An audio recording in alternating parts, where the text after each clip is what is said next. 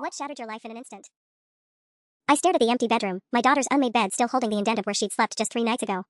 The Justin Bieber poster she'd outgrown but refused to take down hung crooked on the wall, and her favorite purple hoodie lay crumpled on the floor like she'd be back any minute to grab it. She wouldn't be coming back. Mom, I can't live with you anymore. 17 years old, and Emma had delivered those words with the cold precision of a surgeon's blade. No tears, no hesitation. Just matter-of-fact destruction. Maya told me everything. About the hospital visits. About why Dad really left. My hand shook as I picked up the hoodie, pressing it to my face to catch the fading scent of her strawberry shampoo. 48 hours had passed since Emma walked out of our house and into Maya's perfectly manicured life 6 blocks away.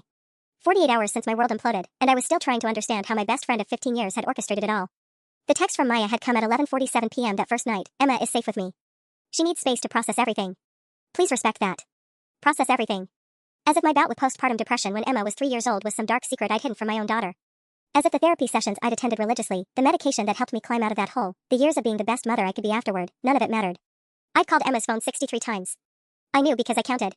Each call went straight to voicemail after the first ring. Blocked. Maya had been there through everything.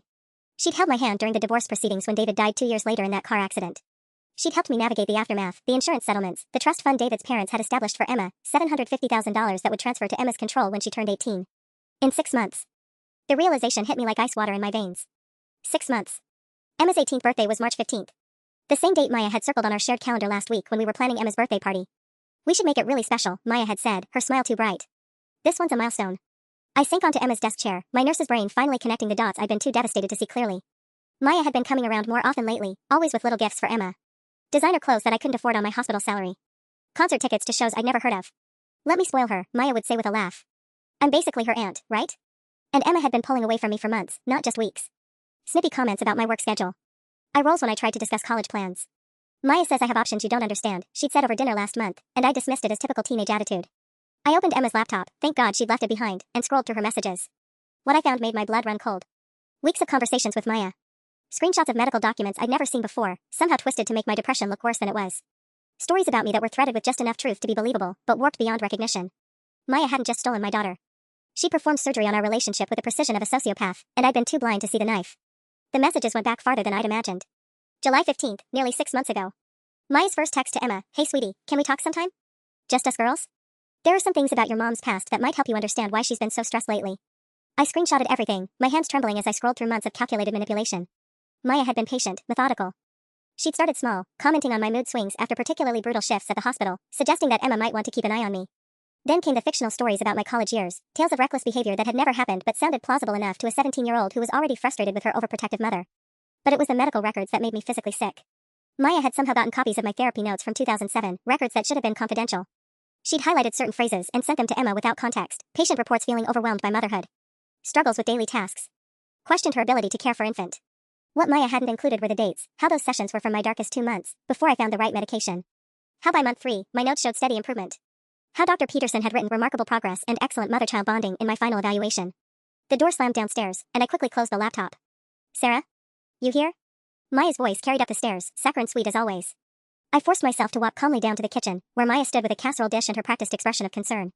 She was dressed in her usual yoga pants and designer sweater, the uniform of someone who'd never worked a day in her life but somehow afforded a house worth twice what mine was.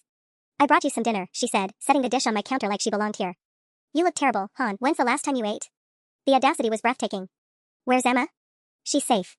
That's what matters right now. Maya's green eyes held mine without flinching. She's processing a lot of difficult information. Information you gave her. I kept my voice level, clinical. 15 years of emergency medicine had taught me to stay calm in crisis situations. Information that was private. Something flickered across Maya's face, surprise, maybe, that I wasn't falling apart the way she'd expected. Emma deserves to know the truth about her mother's mental health history. Especially with her 18th birthday coming up. The decision she'll have to make. There it was. The trust fund, hanging between us like a noose. What decisions? I pressed. Maya's smile was razor sharp. Well, she's been talking about taking a gap year. Maybe traveling. She's worried about leaving you alone, given your fragility. I told her I'd be happy to help her manage her finances when the time comes. Make sure she makes responsible choices. My phone buzzed with a text from an unknown number. Mom, I'm okay. I just need time to figure things out. Please don't contact me for a while. Emma. Maya glanced at my phone screen and her smile widened. She's very mature for her age. Much more mature than I was at 17. She understands that sometimes difficult decisions have to be made for everyone's protection. I stared at my daughter's message, at the formal tone so unlike her usual texts full of emojis and abbreviated words. This wasn't Emma writing. This was Maya, hiding behind my daughter's phone number. Get out of my house, I said quietly. Maya picked up her purse, completely unbothered. I'll check on you tomorrow. Try to eat something, Sarah. You need to keep your strength up. After Maya left, I sat in my kitchen staring at that casserole dish like it might explode. The smell of her lavender perfume lingered in the air, mixing with the scent of whatever she'd cooked, probably her famous chicken and rice, the same dish she'd brought to every potluck for the past decade. I'd always thought it was thoughtful. Now it felt like a taunt. My phone rang at 9:23 p.m. Dr. Amanda Peterson, my former therapist. I almost didn't answer. I hadn't spoken to her in over 10 years. Sarah? I hope I'm not calling too late. I had something very concerning happen today that I felt you should know about immediately. My stomach dropped. What happened? Someone called my office this afternoon claiming to be you, asking for copies of your treatment records from 2007. When my receptionist explained our verification process, the woman became agitated and hung up. Dr. Peterson's voice was carefully professional, but I could hear the worry underneath. Sarah, I need you to know that your records were accessed sometime in the past month. We're investigating a potential breach. The casserole dish swam in my vision. Maya already has them. She's been showing them to my daughter. That's not possible. Those records are sealed, and I would never. Dr. Peterson stopped abruptly. Sarah, where are you right now? Are you safe? I'm home. Maya took Emma. She's been planning this for months. The words spilled out in a rush. The trust fund, Dr. Peterson. Emma gets access to $750,000 in March, and Maya's positioned herself as the responsible adult who'll help her manage it. Silence stretched between us. Then, I'm calling the police. What Maya has done, the theft of medical records, the manipulation of a minor, these are serious crimes. After we hung up, I paced my kitchen until my feet ached. I couldn't just wait for the police to sort this out. Emma's 18th birthday was February 15th, not March like I thought. I'd grabbed the wrong calendar page in my panic. 6 weeks, not 6 months. At 10:47 p.m., I drove past Maya's house. Emma's bedroom light was on, the window I'd helped her crawl through during sleepovers when we were both younger and the world made sense. I parked 3 houses down and called Emma's phone from the landline at the 7-Eleven across the street. She answered on the 4th ring. Hello? Emma? Baby, it's Mom. I can't talk to you. But she didn't hang up immediately, and I heard something in her voice, uncertainty, maybe even relief. Just listen for 30 seconds. Maya stole my medical records and lied about what they said. I was sick when you were little, yes, but I got better. I got help. Everything she told you about me being unfit or dangerous, it's not true. You're lying. But Emma's voice cracked. Maya showed me the papers. You wrote that you couldn't handle being a mother. I wrote that I was struggling and needed help. There's a difference, Em. A huge difference. I got that help, and I've been the best mother I could be every single day since. Through the phone, I heard Maya's voice in the background. Who are you talking to? I have to go, Emma whispered. Wait. Your birthday is February 15th, not March. Maya's been lying about that too. Ask yourself why. The line went dead, but those few seconds of doubt in Emma's voice gave me something I hadn't had in days, hope. I had 6 weeks to prove that my best friend was a sociopath. 6 weeks to save my daughter and expose Maya's plan before Emma signed over control of her inheritance to the woman who destroyed our family. The war was just beginning. I spent the next morning at the Riverside County Courthouse, learning that the legal system moves at the speed of molasses when your world is burning down. The clerk at the family court filing window looked at me with the dead-eyed stare of someone who'd processed 1,000 desperate mothers before me. Emergency custody motions require a minimum 72-hour notice period, she explained, sliding a stack of forms across the counter. Unless you can prove immediate physical danger to the minor. What about psychological manipulation? Financial fraud? I pressed. You'll need documented evidence. Police reports, medical evaluations, financial records showing intent to defraud. She glanced at the clock. Next. Documented evidence. I walked back to my car with a folder full of legal forms and the sinking realization that Maya had been planning this long enough to cover her tracks. But she'd made one mistake. She didn't know I'd found Emma's laptop. At home, I printed every screenshot, every manipulated document, every twisted conversation Maya had orchestrated. The timeline was damning once you saw it laid out. July 15th, Maya's first concerned message to Emma. July 22nd, David's parents' lawyer had sent Maya the information packet about Emma's trust fund. I found his business card tucked between pages of Maya's handwriting notes about guardianship procedures on Emma's desk. Maya had been doing her homework. My phone rang at 11:43 a.m. Detective Rosa Martinez from the Cybercrime Unit. Ms. Chen, Dr. Peterson filed a report about your stolen medical records. We traced the breach to a login attempt from an IP address registered to Maya Hartwell at 847 Maple Street. Same address where your daughter is currently staying. Can you arrest her? We're building a case, but these things take time. The good news is we have her digital fingerprints all over this. The bad news is she's smart. Most of her communication with your daughter happened through encrypted messaging apps that auto-delete. I have screenshots from before Emma started deleting everything. Bring them in today. And Ms. Chen? Be very careful. When people like Maya realize they're caught, they tend to accelerate their timeline. I was printing the last batch of evidence when my neighbor, Mrs. Rodriguez, knocked on my door at 2:15 p.m. She stood on my porch wringing her hands, her usual friendly smile replaced by worry. Sarah, Mija, I didn't want to interfere, but something's been bothering me all week. She glanced toward Maya Street. That woman, Maya? She came to my house last month asking questions about you. About your work schedule, about Emma, about when you seemed stressed out. My blood chilled. What kind of questions? She said she was worried about you, that maybe Emma needed more stability. She asked if I'd ever seen you acting unstable. Drinking too much. Bringing men around. Mrs. Rodriguez's face reddened. I told her she was crazy. You're the best mother on this block. But Sarah, she had a notebook. She was writing down everything I said. Did she talk to other neighbors? The Johnsons, the Patel family, Mrs. Kim from the corner house. She told everyone she was conducting some kind of wellness check because she was concerned about Emma's home environment. Maya hadn't just stolen my medical records and poisoned my daughter against me. She'd been building a case file, interviewing neighbors, creating a paper trail that would make her look like a concerned family friend trying to protect Emma from an unfit mother. I called Dr. Peterson immediately. She's been canvassing my neighborhood, building witnesses against me. That's premeditation, Sarah. Clear evidence of calculated manipulation. Dr. Peterson paused. There's something else. I've been reviewing your original files, and I think I know how Maya accessed them. Do you remember signing any medical releases in the past year? Just for Emma's school physical, and... I stopped. Maya had me sign something last spring when Emma wanted to go on that school trip to San Francisco. She said since she was the emergency contact, she needed authorization to make medical decisions. That authorization form probably had broader language than you realized. Maya's been planning this for almost a year. After hanging up, I sat in my kitchen staring at the mountain of evidence I'd compiled. Text messages, medical records, neighbor testimonies, financial documents showing Maya's sudden interest in trust fund management. It looked overwhelming on paper, but would it be enough to convince Emma before her birthday? My doorbell rang at 4:33 p.m. Through the peephole, I saw Emma standing alone on my porch, her hands shoved deep in her jacket pockets. My heart hammered as I opened the door. We need to talk, she said, not meeting my eyes. But not here. Maya thinks I'm at Starbucks with Jessica. For the first time in a week, I had my daughter back in arm's reach. But the way she held herself, distant, guarded, like she was afraid of me, made it clear that Maya's poison was still working through her system. Where do you want to go? I asked carefully. Riverside Park. The bench by the duck pond. Emma finally looked at me, and I saw confusion warring with suspicion in her dark eyes. I found something in Maya's room, Mom. Something that doesn't make sense. The duck pond was frozen over, a thin sheet of ice reflecting the gray January sky. Emma sat on our old bench, the same spot where I'd taught her to feed the ducks when she was 6, where we'd had to talk about her father's death, where she'd cried about her first broken heart last spring. Now she sat as far from me as possible, clutching a manila envelope against her chest. What did you find? I asked, fighting every instinct to reach for her. Emma stared at the ice for a long moment. Maya's been keeping files. On you. On me. On Dad's family. She opened the envelope with shaking hands. There's stuff in here that goes back to when I was in middle school. The first document she pulled out made my stomach drop. It was a photocopy of David's will, with sections highlighted in yellow marker. But it wasn't just about Emma's trust fund, Maya had highlighted the guardianship clauses too. The parts that specified who would make decisions for Emma if I was deemed mentally incompetent or unfit. She's been studying this for 3 years, Mom. Emma's voice was barely above a whisper. Look at the date on this copy, November 2021. I was still 14. I took the paper with numb fingers. There was Maya's handwriting in the margins, require psychiatric evaluation next to one clause. 2 physician signatures next to another. Guardian must demonstrate financial responsibility was circled twice. There's more. Emma pulled out a thick folder labeled Sarah Chen, Medical History. Inside were not just my stolen therapy records, but medical bills going back to Emma's birth. Hospital records from when I'd had the flu 2 years ago. Even my employee wellness check results from the hospital. But what made my blood freeze was the document underneath, a petition for emergency guardianship, already filled out in Maya's careful handwriting, dated for February 14th, one day before Emma's birthday. She was going to have me declared incompetent, I breathed. That's not all. Emma's hands were shaking now. I found her laptop open yesterday. She had a spreadsheet, Mom.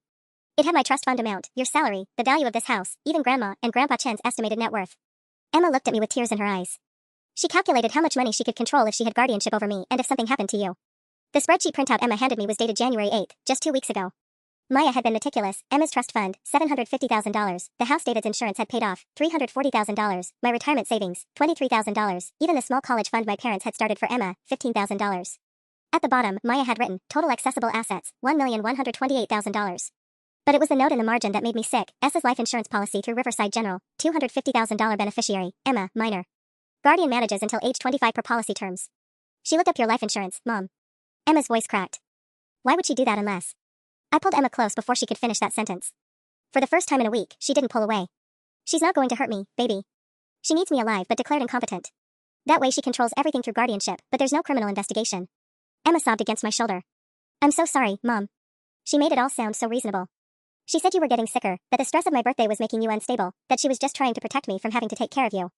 How long have you known something was wrong? Since Tuesday, when she wouldn't let me call you on your birthday. And then yesterday, I heard her on the phone with someone talking about accelerating the timeline because the police had contacted her. Emma pulled back to look at me. She's planning something for this weekend, Mom.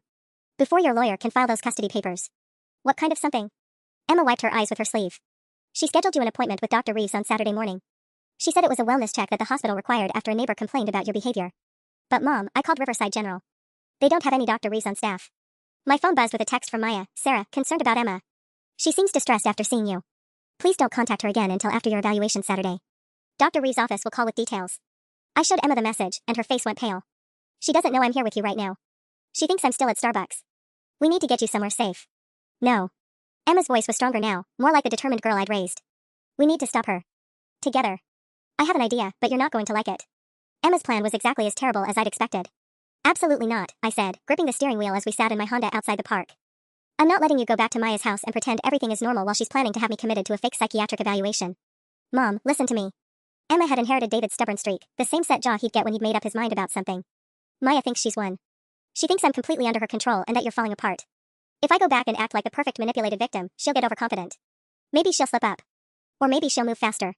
Emma, this woman has been planning to destroy our family for 3 years. She's not going to get sloppy now. Emma pulled out her phone. Look at this text thread from last night. The messages were between Maya and someone named Dr. Patricia Hawkins, clearly another burner number Maya was using to create her fictional support network. But what chilled me was the level of detail in their fake conversation about my supposed mental breakdown. Maya texted herself, I realized. She's creating evidence that multiple medical professionals are concerned about me. There's more. She's been sending herself emails from fake CPS workers, fake lawyers, even fake police officers. She's building an entire paper trail that makes it look like half the city is worried about your mental state. Emma scrolled through screenshots she'd taken. But Mom, I know something she doesn't know I know. I waited. Maya's been stealing money from the Riverside Community Center. She's their volunteer treasurer, right? Last month when I was helping her organize files, I saw duplicate deposit slips. She's been skimming donations from their holiday fundraiser. $23,000. My nurse's brain started connecting dots. That's why she needs the trust fund money. She has to replace what she stole before the audit in March. Exactly. The center's board scheduled a financial review for March 15th, the same date she thought was my birthday. Emma's eyes were bright with determination now. If I can get proof of the theft, we have her on felony embezzlement. That should be enough to get her away from me, right? Emma, no. These people don't just steal money, they destroy lives when they're cornered. I won't risk. My phone rang. Detective Martinez. Ms. Chen, we have a problem. Maya Hartwell filed a restraining order against you this afternoon. Claims you've been harassing her and making threats against her safety. Her voice was grim. She has witnesses, neighbors who say you've been driving past her house at all hours, calling her phone repeatedly. That's impossible. I drove by once on Wednesday night, and I haven't called her phone at all. I believe you, but she has phone records showing 17 calls from your number to hers over the past 4 days. Timestamps, duration logs, everything. Emma grabbed my arm. She cloned your phone. Maya asked to borrow it last weekend when hers was dead. She had it for like 20 minutes. Detective Martinez, Maya cloned my phone to make fake calls to herself. My daughter just confirmed she had access to my device. Can your daughter testify to that? Emma took my phone. Detective Martinez? This is Emma Chen. I watched Maya clone my mom's phone last Saturday around 2 p.m. She said she needed to check something, but she was definitely doing more than that. I can describe exactly what buttons she pressed. There was a pause. Emma, where are you right now? Are you safe? I'm with my mom. And I want to come home. Emma's voice was steady. Maya's been lying to me for months, stealing money from her job, and trying to steal my trust fund. I had evidence. What kind of evidence? Emma looked at me, and I nodded. Financial records showing embezzlement. Fake medical documents. A whole folder of forged papers making my mom look mentally ill. And Detective Martinez? Maya scheduled my mom for a psychiatric evaluation with a doctor who doesn't exist. She's planning something for Saturday. Where are you girls right now? Riverside Park, but we're heading to the police station, I said, taking back my phone. I want to file charges for fraud, theft, forgery, and attempted kidnapping. Come straight here. Don't stop anywhere else, don't go home, and Miss Chen? Turn off your phone. If Maya cloned it, she can track your location. As I powered down my phone, Emma squeezed my hand. Mom, what if a restraining order means I have to go back to Maya's house tonight? The thought made my stomach clench.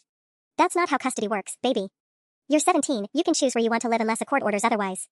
But what if Maya has other fake documents? What if she's already filed something that says she has temporary guardianship? I started the car, my hands steadier than they'd been in days. For the first time since this nightmare began, I had my daughter on my side and evidence that Maya's web of lies was unraveling. Then we'll fight it. Together. Like we should have been doing all along. As we drove toward the police station, Emma quietly deleted every app on her phone that Maya had access to. Mom? After we stop Maya, can we go home and make pancakes? I've missed your terrible pancakes so much. I laughed, actually laughed, for the first time in a week. They're not terrible. They really are. But they're ours. The police station's fluorescent lights made everything look harsh and clinical, like the ER during a trauma code.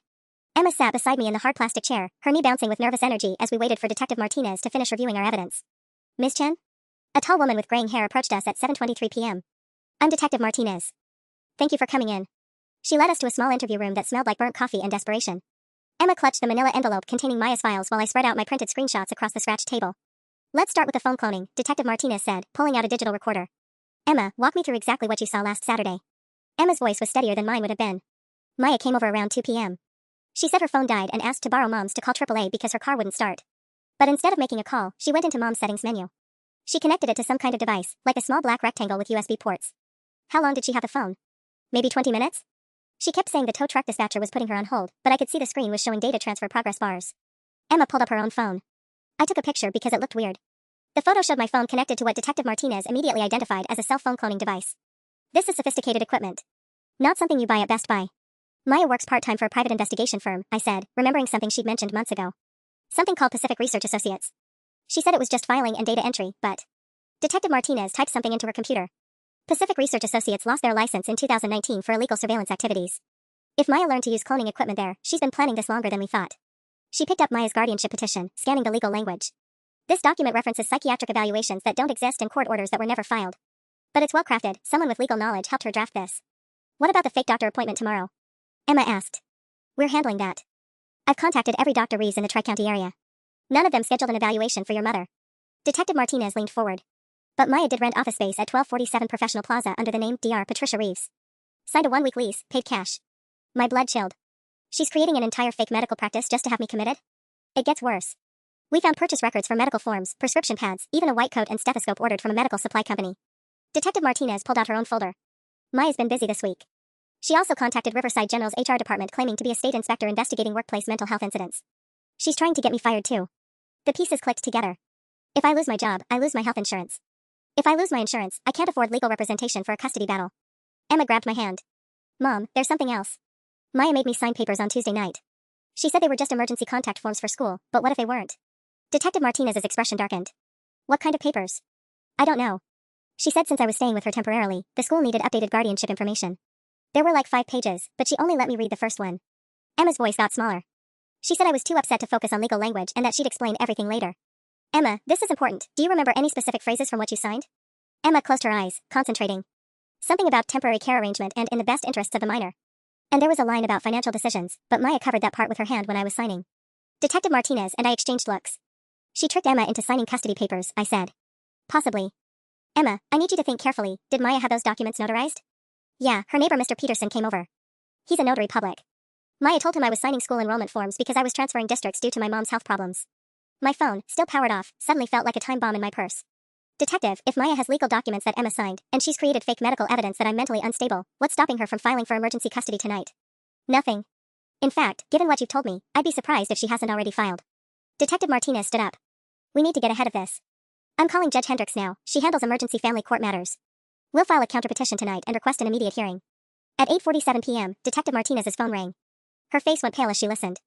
Maya Hartwell filed for emergency guardianship at 6:15 tonight, she said after hanging up. Judge Morrison granted a temporary order. Emma, legally, you're supposed to return to Maya's custody immediately. Emma went white. No. I won't go back there. There's more. Maya also filed a report claiming Sarah showed up at her house this evening making threats and exhibiting erratic behavior. She has a witness, her neighbor Mrs. Patterson, who says she saw you there at 5:30 p.m. That's impossible, I said. We were at Riverside Park from 4:30 to 6 o'clock, then drove straight here. Check the traffic cameras. Detective Martinez was already typing. I will. But until we can prove Maya's lying, this custody order stands. Emma, I'm sorry, but legally. Wait. Emma pulled out her phone. I have GPS tracking on my phone for the family plan. It shows everywhere I've been today. She scrolled through her location history. Look, Starbucks until 4:15, then Riverside Park until 6:03, then straight to the police station. I was never anywhere near Maya's house. That proves you weren't there, but not your mother. Emma's eyes lit up. But Mom's phone was cloned, right? If Maya can make fake calls from it, she can fake GPS locations too. Check the cell tower pings. I bet they show Mom's phone was at Maya's house while Mom was actually with me at the park. Detective Martinez smiled for the first time all evening. Emma, you might just have saved your mother's freedom. At 9:23 p.m., Detective Martinez's computer chimed with a cell tower analysis. Her expression shifted from hopeful to grim as she read the results. The tower pings show your phone was in 2 places simultaneously between 5:15 and 6 p.m., she said slowly. One signal at Riverside Park, another at Maya's house on Maple Street. That's physically impossible unless she cloned more than just my calling ability, I finished. She duplicated my entire phone signature. Emma leaned over to look at the screen. Does this prove Mom wasn't actually at Maya's house? It proves something hinky is going on with the phone signals. But Maya's neighbor Mrs. Patterson claims she saw your mother in person, not just detected her phone. Detective Martinez rubbed her temples. We need to talk to this witness directly. My stomach dropped. Diane Patterson has hated me since 2019 when I called animal control about her dogs barking at all hours. If Maya asked her to lie about seeing me, she'd probably do it for free. There's something else, Detective Martinez said, pulling up another screen. Maya's emergency custody filing includes a psychiatric evaluation report dated today at 3 p.m. Signed by Dr. Patricia Reeves. Emma and I stared at the timestamp. That's impossible. We were together all afternoon, and this Dr. Reeves doesn't exist. Maya's getting desperate and sloppy. She's creating evidence faster than she can keep track of the details. Detective Martinez printed the fake evaluation. Look at this, she has you diagnosed with acute paranoid episodes and delusional thinking regarding close personal relationships. Classic projection. I scanned the document, my hands shaking with rage. Maya had written an entire psychological profile painting me as dangerously unstable, paranoid about my supportive friend Maya, and prone to elaborate conspiracy theories about financial manipulation. She'd even included fake test results showing I was a clear danger to my minor child. The medical terminology is accurate, I said, my nurse training kicking in. Maya researched this carefully. To someone who doesn't know it's fabricated, this looks professionally written. Emma pointed to a section highlighted in yellow. Mom, look at the recommended treatment plan. I read Maya's forged recommendations aloud. Patient requires immediate residential psychiatric care for minimum 72-hour evaluation period. Daughter should be placed with responsible guardian pending patient stabilization. Patient's financial decisions should be supervised due to impaired judgment. 72 hours, Emma whispered. That would take us past my birthday. Past when I get access to the trust fund. Detective Martinez's phone buzzed with a text. She read it and swore under her breath. Judge Morrison wants to see all parties in emergency session at 10:30 p.m. tonight. Maya's lawyer is claiming you're in violation of the custody order by keeping Emma at the police station. Maya has a lawyer already? I asked. Gerald Hoffman from Hoffman and Associates. High-end family law firm. Very expensive. Detective Martinez gave me a meaningful look. The kind of lawyers you hire when you're planning to manage a lot of money. Emma grabbed my arm. Mom, what if we don't go to the hearing? What if we just leave town until I turn 18 in 3 weeks? That would make you both fugitives, Detective Martinez said. And it would prove Maya's claims that Sarah is unstable and kidnapping her daughter. At 10:15 p.m., we walked into Judge Morrison's chambers. Maya sat at a polished conference table next to a man in an expensive suit, her expression perfectly composed. She'd changed into a conservative navy dress and had her hair pulled back in a professional bun, the picture of a concerned guardian. When Maya's eyes met mine, she smiled. Actually smiled. Your Honor, Gerald Hoffman began, my client is deeply concerned about Emma's welfare.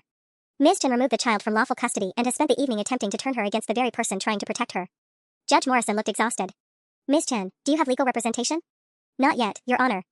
This all happened very quickly. Maya leaned over to whisper something to her lawyer, who nodded. Your Honor, given the late hour and the documented psychiatric concerns, we request that Emma be returned to Ms. Hartwell's custody immediately. Ms. Chen can arrange for supervised visitation once she's completed the recommended psychological evaluation. Emma stood up abruptly. Your Honor, I want to go home with my mother. Maya has been lying to me for months, and I have proof. Judge Morrison studied Emma carefully. What kind of proof? Emma pulled out Maya's files, her hands steady despite everything. Financial records showing Maya stole money from her job. Fake medical documents about my mom. And evidence that Maya cloned my mother's phone to create false evidence. Maya's composed expression flickered for just a moment, a flash of panic quickly controlled. But I saw it, and more importantly, so did Judge Morrison. Ms. Hartwell, the judge said slowly, these are serious accusations. How do you respond? Maya's smile never wavered. Your Honor, Emma is clearly distraught and confused. She's been manipulated by her mother into believing conspiracy theories. This is exactly the kind of delusional thinking Dr. Reeves documented in her evaluation.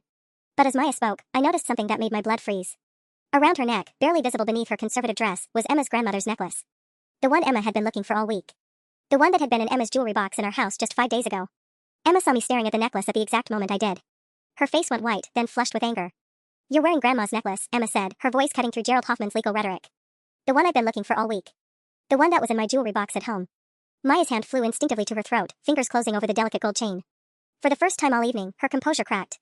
Emma, sweetheart, you gave this to me, remember? You said you wanted me to keep it safe while you were upset about. I never gave you that necklace. Emma's voice was steel. You broke into our house and stole it. Judge Morrison leaned forward, her fatigue replaced by sharp attention. Miss Hartwell, how did you come to possess this necklace? Emma was concerned about leaving valuables at home with her mother's episodes, Maya said smoothly, but sweat had appeared at her hairline. She asked me to hold on to her grandmother's jewelry for safekeeping. Emma pulled out her phone. Your Honor, I can prove she's lying. Her fingers flew across the screen. I posted on Instagram last Tuesday asking if anyone had seen my grandmother's necklace. I said it was missing and how upset I was because it's the only thing I have left of her. She turned her phone screen toward the judge. The Instagram post was dated January 9th, timestamps 3:47 p.m. Has anyone seen my grandma's necklace? The gold one with a pearl drop? I can't find it anywhere and I'm freaking out. It's literally the only jewelry she left me. Loudly crying face, loudly crying face, loudly crying face. Judge Morrison examined the post, noting the dozens of sympathetic comments from Emma's friends.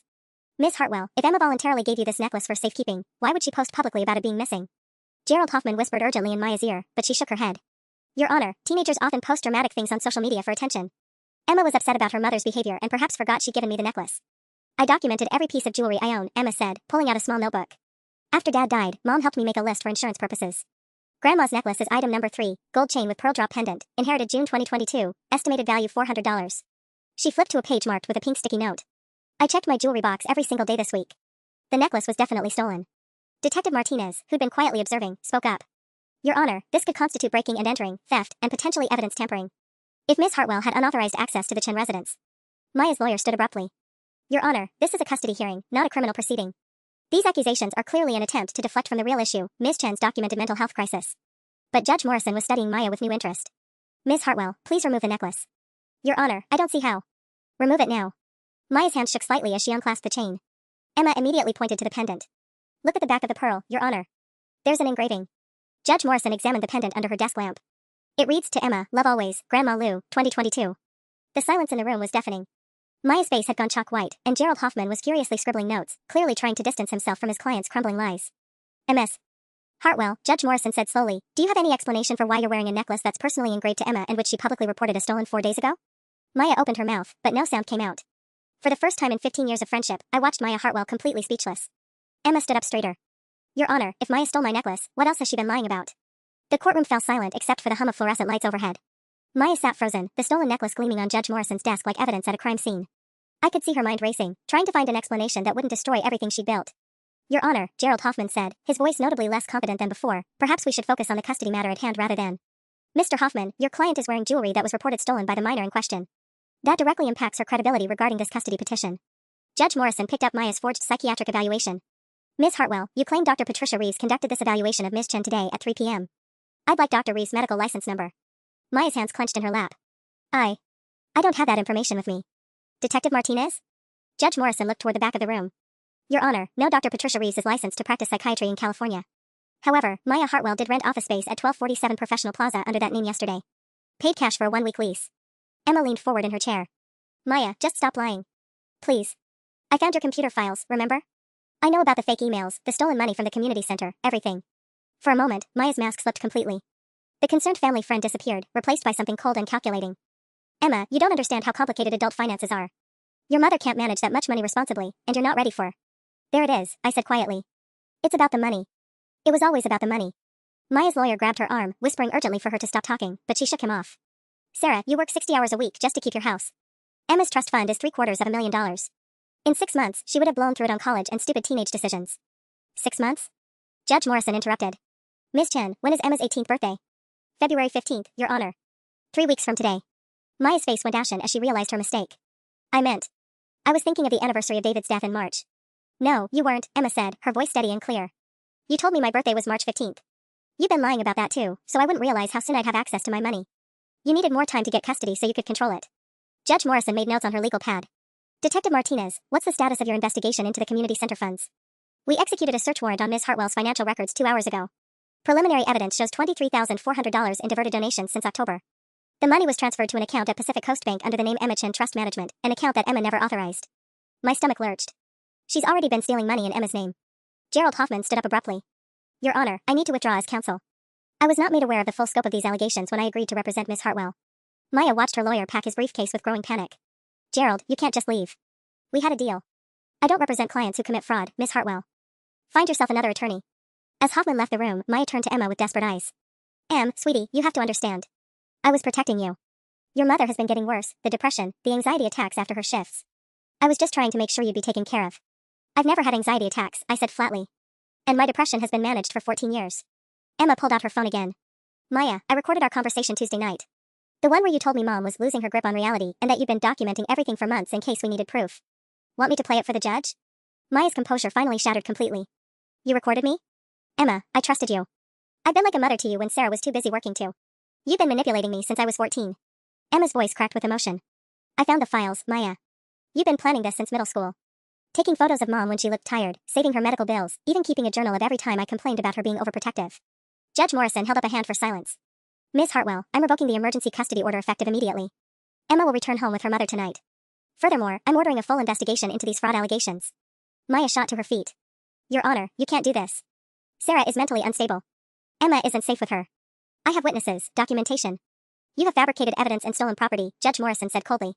Court officers will escort you out. As 2 bailiffs approached Maya, she looked directly at me with pure hatred. This isn't over, Sarah. Emma's trust fund activates in 3 weeks. Anything could happen between now and then. The threat sent ice through my veins, but Emma stepped protectively in front of me. Stay away from us, Maya. We're done with your lies. As the bailiffs led Maya from the room, she called over her shoulder, Emma, you'll regret this. Your mother will destroy that money just like she destroys everything else. Judge Morrison waited until Maya was gone before speaking again. Ms. Chen, I'm granting you full custody with a protective order against Ms. Hartwell. However, given the sophistication of this fraud scheme, I strongly recommend you take security precautions until Emma's birthday passes. Outside the courthouse at 11:47 p.m., Emma and I sat in my Honda, both too emotionally drained to speak. Finally, Emma broke the silence. Mom? Maya was right about one thing. Anything could happen in the next 3 weeks. I squeezed her hand. Then we'd better be ready for it. The first sign that Maya wasn't done came at 6:23 a.m. the next morning, when I woke to find our front door standing wide open. The security chain hung broken, dangling uselessly from the doorframe like a severed lifeline. Cold January air filled the house, and Emma's terrified voice called from upstairs. "Mom." Someone was in my room. I grabbed the baseball bat David had kept by the bed and raced upstairs, my heart hammering against my ribs.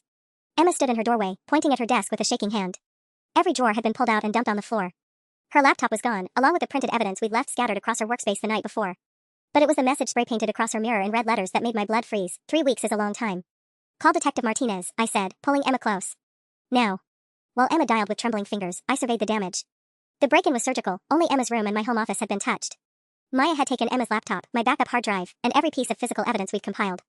She'd even taken the manila folder containing her own incriminating files, the ones Emma had stolen from her house. She knows exactly what we had on her, I realized as Detective Martinez's phone rang. This wasn't random vandalism. She took only what could hurt her in court. Detective Martinez arrived at 7:15 a.m. with a crime scene photographer and a tech specialist who dusted for fingerprints with methodical precision. She studied the spray-painted threat while making notes on her tablet. "Maya's smart," she said grimly. "No forced entry on the locks, which suggests she had a key. The message is clearly threatening, but not specific enough to violate the restraining order language. And she wore gloves. We're not finding any prints." Emma wrapped her arms around herself, staring at the violated space that had been her sanctuary just hours before. "How did she get a key?" "I gave her a spare 2 years ago when she was watching the house while we visited your grandparents," I said, the memory hitting like a punch. "I forgot I never asked for it back." "She's been able to come and go whenever she wanted," Detective Martinez said. "That explains how she knew so much about your daily routines, your finances, even Emma's social media passwords." My phone buzzed with a text from an unknown number. "Check your credit report, Sarah. Maya's been busy." I logged into my banking app with numb fingers while Emma looked over my shoulder. What I found made me physically sick. Maya hadn't just been planning to steal Emma's trust fund, she'd been systematically destroying my credit for months. 3 new credit cards opened in my name, I read aloud. $47,000 in charges I never made. A car loan for a BMW I've never seen. Even a mortgage application for a house in Arizona. Emma grabbed my phone to scroll through the fraudulent accounts. "Mom, look at the dates. She's been doing this since October. Right after the community center made her treasurer." Detective Martinez photographed my credit report. Identity theft on this scale requires inside information. Bank account numbers, social security details, employment verification. Maya's had access to your personal documents for years. "There's more," I said, finding additional notifications. She opened a business account called Chin Family Trust Services and listed herself as the managing partner. She's been preparing to legally control Emma's money since before she even got custody. Emma sank onto her bed, avoiding the pile of dumped drawer contents. "So even if I get my trust fund on my birthday, Maya can claim it belongs to this fake business?" "Not if we expose her first," Detective Martinez said. "But Emma, I need to ask, did you back up any of those files you took from Maya's house?" Emma's face crumpled. "They were on my laptop. The one she just stole." My heart sank. Without Emma's evidence, we had screenshots on my phone and my testimony about Maya's behavior, but nothing concrete enough to prove criminal intent. Maya had just stolen back the smoking gun that would have destroyed her in court. "We still have the necklace," I said desperately. "And the fake doctor's office she rented. The necklace proves theft, but it's a misdemeanor. The fake office was rented legally under a false name, which is fraud, but proving intent is harder without Emma's files." Detective Martinez closed her notebook. "I'm not giving up, but Maya just made our case a lot more complicated." At 8:30 a.m., my phone rang. The caller ID showed Riverside General Hospital. "Sarah Chen? This is Director Patricia Walsh from Human Resources. We need you to come in immediately to discuss some concerning reports about your conduct." "What kind of reports?" "We've received documentation suggesting you've been accessing patient medical records without authorization and possibly suffering from psychiatric episodes that compromise patient safety. Dr. Richard Stevens from the State Medical Board is here to conduct an interview." My hands went numb. "Ms. Walsh, I've never violated patient privacy protocols, and I haven't had any psychiatric episodes. Someone is filing false reports." "Ms. Chen, we have signed statements from multiple witnesses and medical documentation. Please report to HR within the hour, or we'll be forced to suspend you pending investigation." As I hung up, Emma grabbed my arm. "Maya's attacking your job now. If you get fired, you can't afford a lawyer for the custody fight." Detective Martinez was already dialing her phone. "Let me call Dr. Stevens' office and verify he's actually at your hospital." While she spoke to the State Medical Board, I stared at the red spray paint bleeding across Emma's mirror. 3 weeks until Emma's 18th birthday. 3 weeks for Maya to destroy my career, my credit, and my ability to protect my daughter. "There's no Dr. Stevens at the medical board," Detective Martinez said, ending her call. "Your hospital is being played just like you were." But even as she spoke, I knew Maya had won this round. Real or fake, I had to respond to HR summons or lose my job by default. And without my income, fighting Maya in court would become impossible. "She's forcing me to choose," I said quietly. "Defend myself at work and leave Emma vulnerable, or stay with Emma and lose everything we need to fight her." Emma stood up, glass crunching under her feet from her broken picture frames. "No, Mom. She's giving us a chance to catch her in another lie. Let's go to your hospital and expose this fake doctor together." As we headed for the car, I couldn't shake the feeling that Maya was already 3 moves ahead of us, and we were running out of time to catch up. The HR office at Riverside General felt like a trap the moment I walked through the door. Director Walsh sat behind her desk with a man in an expensive suit who introduced himself as Dr. Richard Stevens from the State Medical Board, but something about his handshake felt wrong, too firm, too practiced, like he'd rehearsed it. "Ms. Chen, we've received some very serious allegations," Walsh began, sliding a manila folder across her desk. Reports that you've been accessing patient records for personal research and exhibiting concerning behavioral changes during your shifts. I opened the folder to find printouts of medical database queries supposedly made from my login credentials. The searches were damning: patient records for depression medications, suicide attempt protocols, psychiatric hold procedures, all accessed at times when I'd been home sleeping. These searches were made at 2:17 a.m., 3:45 a.m., and 4:23 a.m. over the past 2 weeks, the fake Dr. Stevens said, consulting his notes. Can you explain why you were accessing this information during off hours? I wasn't. I was at home with my daughter. I studied the login timestamps more carefully. Wait, look at the IP addresses. These searches came from outside the hospital network. Emma leaned over my shoulder. Mom, those are the same times Maya was texting me about your research into dangerous medications. She said you were staying up all night looking up ways to hurt yourself. Walsh frowned. Ms. Chen, your daughter shouldn't be here for this disciplinary hearing. Actually, she should be, I said, my nurse training helping me stay calm under pressure. Emma, show MS. Walsh the screenshots of Maya's messages about my supposed late-night activities. Emma pulled out her phone, scrolling to the text thread. Here, January 12th at 2:43 a.m., Maya texted me, your mom is awake again researching depressive episodes. I'm worried she's planning something. And here's another one from January 15th at 4:31 a.m., Sarah's been looking up psychiatric medications online for hours. This isn't normal behavior. The fake Dr. Stevens shifted uncomfortably. Ms. Chen, these text messages don't prove. They prove Maya knew about database searches that were supposedly secret, I interrupted. How could she know I was researching psychiatric medications at 4:31 a.m. unless she was the one making the searches? Walsh examined Emma's phone, her expression growing troubled. Dr. Stevens, these timestamps correlate exactly with the unauthorized database access. That seems like an unusual coincidence. Patient privacy investigations require discretion, he said smoothly. Perhaps Ms. Hartwell was contacted as part of our inquiry into Ms. Chen's behavior. Emma's eyes flashed with anger. Maya isn't a hospital employee. Why would the state medical board contact her about my mom's work performance? The fake doctor's composure cracked slightly. Ms. Hartwell is listed as your emergency contact, so. No, she's not, I said firmly. Emma's emergency contacts are my parents in Sacramento and my sister in Portland. Maya was never on any hospital forms. Walsh turned to her computer, typing rapidly. After a moment, her face went pale. Dr. Stevens, our records show no communication between the state medical board and Maya Hartwell. How did you know her name? The silence stretched uncomfortably as the fake doctor realized his mistake. Emma pulled out her phone again. Should I call the real state medical board and ask if they have a Dr. Richard Stevens? That won't be necessary, he said quickly, standing to leave. Perhaps we should postpone this investigation pending further review. I don't think so, Walsh said, her voice sharp with authority. Security is on their way up. Dr. Stevens, if that's even your real name, you're not going anywhere until we verify your credentials. As hospital security detained the fake doctor, Walsh turned to me with an expression mixing embarrassment and concern. Ms. Chen, I owe you an apology. Someone has gone to extraordinary lengths to damage your reputation here. Maya Hartwell has been systematically trying to destroy my life for months, I said. She's stolen my daughter's trust fund money, broken into our house, and now she's impersonating state officials to get me fired. Emma showed Walsh the photo of Maya's cloning device on my phone. She's been faking evidence for months. Database searches, phone calls, even GPS locations. Maya made it look like my mom was having a breakdown so she could get custody of me and control my inheritance. Walsh studied the photo, her expression growing grimmer. Ms. Chen, I'm placing you on paid administrative leave while we conduct a full security audit of our systems. It appears your login credentials were compromised, and we need to determine what other damage may have been done. Paid leave means I keep my health insurance? I asked. Yes, and your legal benefits too. Ms. Chen, if someone has been impersonating medical board officials to target our employees, this hospital will support you fully in any legal action. As we left the hospital at 11:45 a.m., Emma squeezed my hand. We caught Maya in another lie, Mom. That's got to count for something. But my phone was buzzing with new notifications, more fraudulent credit accounts, a foreclosure notice for a house I'd never bought, and a text from Maya's number. 2 more weeks, Sarah. Hope your new lawyer accepts payment plans. The war was escalating, and Maya was attacking from every direction at once. The fake Dr. Stevens turned out to be Maya's ex-boyfriend Trevor Lansing, a disgraced attorney who'd lost his license in 2020 for falsifying documents. Detective Martinez called with the identification at 12:47 p.m. while Emma and I sat in our car outside the hospital, both of us too emotionally drained to drive home yet. Trevor's been working with Maya since at least October, Martinez explained through the speakerphone. We found contracts on his laptop showing she paid him $15,000 to create fraudulent legal documents and impersonate officials. Sarah, this conspiracy goes deeper than we thought. Emma grabbed my phone. Detective Martinez, how much money has Maya spent on this scheme? Between Trevor's fees, the fake office rental, the cloning equipment, and bribes to at least 3 people for false statements, we're looking at over $40,000 in expenses. She's been funding this operation for months. I felt a chill run down my spine. She spent $40,000 to steal my daughter. Where did she get that kind of money? That's a million-dollar question. Maya's legitimate income from part-time work couldn't support this level of planning. We think she's been embezzling from multiple sources, not just the community center. Emma stared out the car window, her face pale. My birthday is in 13 days, Mom. She spent $40,000 and 3 years planning this. What's she going to do when she realizes it's not working? Before I could answer, my phone rang with a call from Brookfield Elementary, where I'd volunteered as a school nurse for 5 years. Principal Jennifer Coleman's voice was tight with concern. Sarah, I'm sorry to bother you, but we had a very strange visit this morning. A woman claiming to be from Child Protective Services came asking about Emma's attendance and your involvement with the school. She had identification, but something felt off about her questions. My blood froze. What kind of questions? She wanted to know if we'd ever had concerns about your mental state during volunteer activities. whether Emma had ever come to school with signs of neglect or emotional distress. She specifically asked about any time she'd seemed detached from reality during medical emergencies. Emma leaned closer to the phone. What did the woman look like? Blonde hair, about 40 years old, very professional appearance. She introduced herself as Supervisor Patricia Mitchell from the county CPS office. Patricia Mitchell, Emma repeated, looking at me with recognition. Maya's been using the name Patricia for all her fake identities.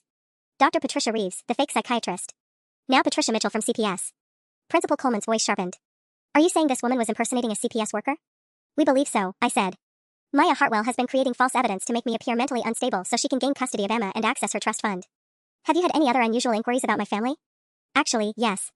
Last week, someone called claiming to be from Emma's new school district, asking for her academic records to be transferred.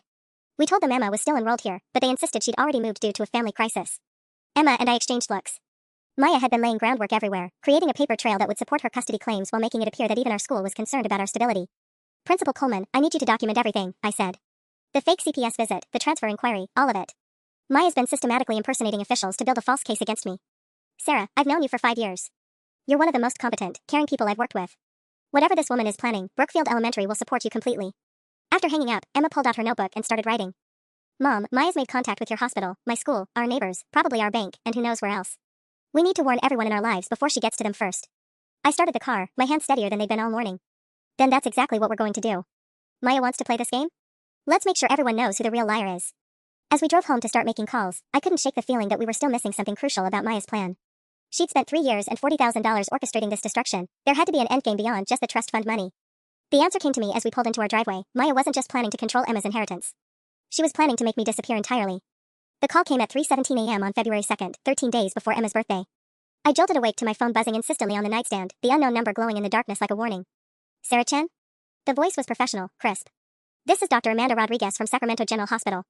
I'm calling about your parents. My blood turned to ice. What happened? They were brought in 2 hours ago after a neighbor called 911. Carbon monoxide poisoning from a faulty furnace. They're stable now, but your father is asking for you. I was already reaching for my clothes when something nagged at the edge of my consciousness. Dr. Rodriguez, what's my father's first name? A pause. I have it here somewhere in the chart. I hung up and immediately called my parents' house. Dad answered on the second ring, his voice thick with sleep but perfectly healthy. Sarah? What's wrong, honey? It's 3 a.m. Dad, thank God. Someone just called claiming you and Mom were in the hospital with carbon monoxide poisoning. I sank back onto my bed, my heart still racing. We're fine, sweetheart. Both sleeping soundly until your call. But Sarah, this is the third strange call we've gotten this week. Someone claiming to be your lawyer, asking about our will. Another call from a supposed insurance investigator asking about your mental health history. Emma appeared in my doorway, awakened by my voice. I put the phone on speaker. Grandpa, it's Maya, Emma said, her voice steady despite the early hour. She's been impersonating people everywhere. She probably wanted Mom to drive to Sacramento in the middle of the night while she was exhausted and emotional. Dad's voice hardened. You mean someone wanted you on the road at 3 a.m. in a panic? Sarah, that's attempted. I know what it is, Dad. I looked at Emma, seeing my own realization reflected in her eyes. Maya wasn't just trying to steal money anymore. She was trying to arrange an accident. After I hung up, Emma climbed onto my bed, pulling her knees to her chest. Mom, she's escalating. The break-in, the fake hospital emergency, trying to get you fired. It's like she's running out of time and getting desperate. She is running out of time. I pulled up my calendar app. 13 days until you turn 18. Once you have legal control of your trust fund, her custody claims become meaningless. But what if? Emma's voice trailed off, then strengthened with terrible clarity. What if she's not planning to wait 13 days? What if she's planning something to happen to you before my birthday? My phone buzzed with a text from Maya's number. How are your parents, Sarah? Hope they're staying safe in that old house with the temperamental furnace. The casual cruelty of it made my hands shake.